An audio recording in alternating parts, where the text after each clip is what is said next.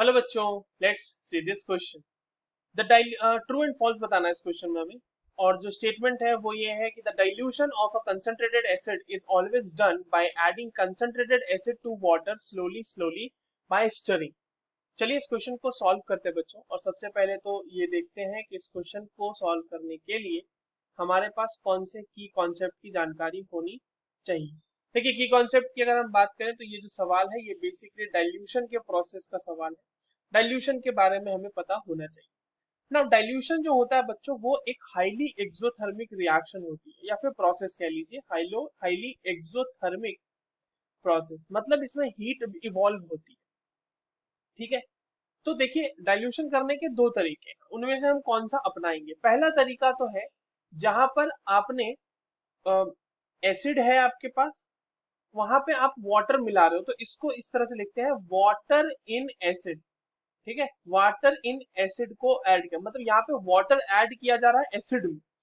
तो इसमें क्या होता है, क्योंकि एसिड का अमाउंट बहुत ज्यादा है और वाटर का अमाउंट कम है। ठीक है। तो जो heat evolve during the process during the process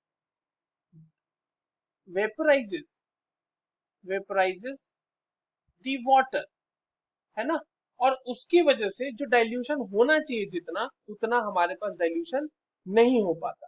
ठीक है। Vaporises the water, therefore the amount of water is less than what is added. जितना आप ऐड करते हैं उससे कहीं ना कहीं कम अमाउंट ही प्रेजेंट रहता है वाटर का, और डाइल्यूशन नहीं हो पाता। दूसरा तरीका है जहां पे एसिड को धीरे धीरे वाटर में ऐड कर रहे हैं। तो ये वाले तरीके में देखिए क्या होता है, इतनी ज्यादा हीट इवॉल्व नहीं होती है कि वो वाटर को वेपराइज कर सके। ठीक है। तो heat evolve is less and can not vaporise water. ठीक है। क्यों? क्योंकि इस बार वाटर ज्यादा है ना। Can not the water vaporise the water. क्यों? Because water is in